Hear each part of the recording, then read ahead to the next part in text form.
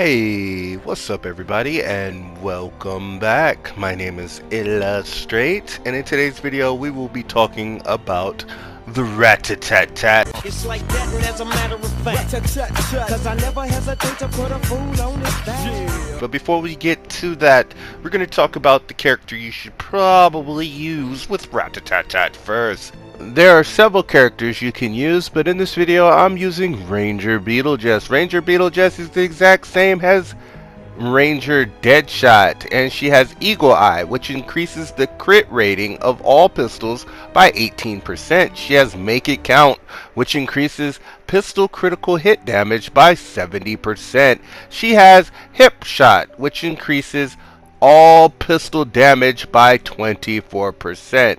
In the support slot, I am currently using Field Agent Rio. That's another good choice for a character to use with pistols.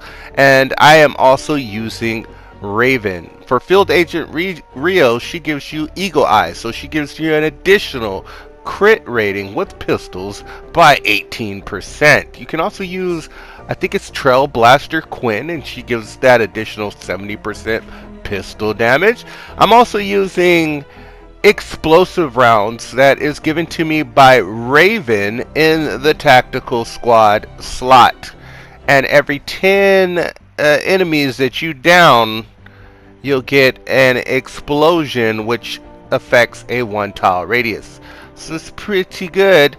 On the pistol I did not change. The Rat A Tat, the only thing I changed was I increased all the stats to purple perk up, and I changed it from physical to fire damage. It has fire rate, magazine size, 25% damage, and 25% crit rating. I mean, I forgot what the original crit rating was, but those are all the regular stats. And of course you can't change the 6th stat, which is causes affliction damage for 6 seconds. This is one of those rat rod weapons that is themed off of the 50s and 60s hot rods and stuff like that. For all those cool cats, daddy-o.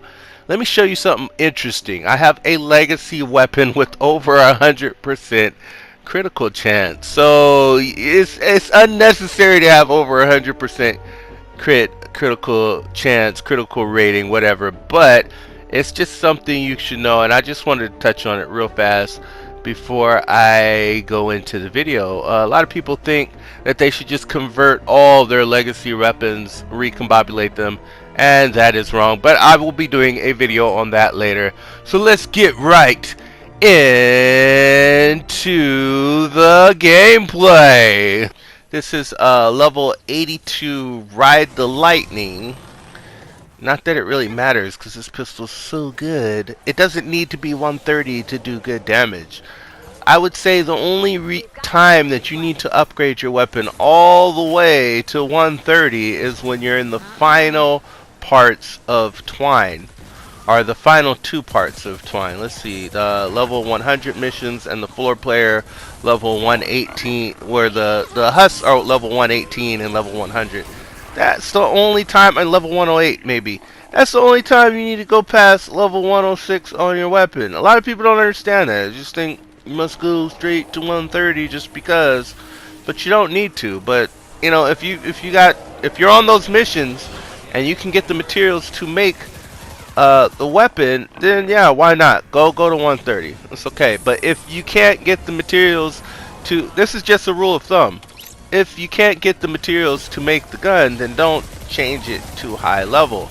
I don't know how many times people hit me up. They were like, yeah, I'm in Plankerton and I made my gun Malachite, but I can't make the gun anymore because I can't do the missions that have Malachite on them without being, you know, taxied into them. So yeah, but anyway, that's beside the point. The Rat A Tat is just super cool. Very super cool weapon, and it's very similar to the Viper, which I believe has the highest base damage of any pistol in the game. It is an awesome gun, and it shoots like it makes the same sound. The Viper, it makes the same sound as the bear does when he shoots his machine gun. So it's like I don't know what kind of gun is that. Is that like a Uzi or Tech 9? But yeah. It's amazing, and so is the rat rod, since it's similar. I want to say similar to the Viper, but it's even slightly stronger because of what you can do to it. Like, you can add an additional damage stat. Like, you could have damage, crit chance, crit rating, instead of just crit chance, crit rating, or just damage on the Viper. But I digress. This is an amazing gun, and it is a welcome addition.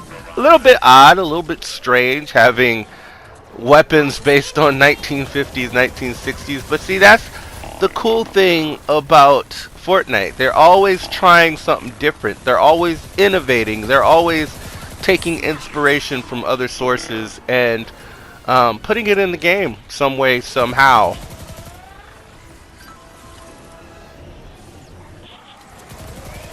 And that was unnecessary because I was able to finish off the Mist Monster before that even fell to the ground.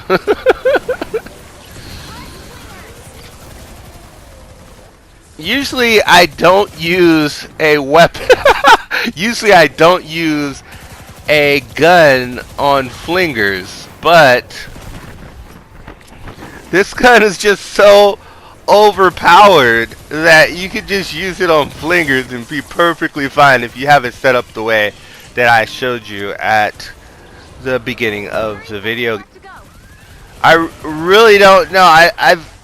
I've used assault rifles against flingers and they barely even flinch, but this weapon right here, boom. It's game over for the flinger, especially since the flinger is a little bit lower level than I am. But that could be what it really is. It might not just be the gun. It might just be my level. And I might just be being silly. But, you know, it's whatever. It's just, wow. Did you see how quickly I melted that Mist Monster? That Mist Monster turned into Swiss cheese. Just like that. And if you liked what you've seen and you want to see more, be sure to hit that subscribe button. Tap that subscribe button. And smash that subscribe button.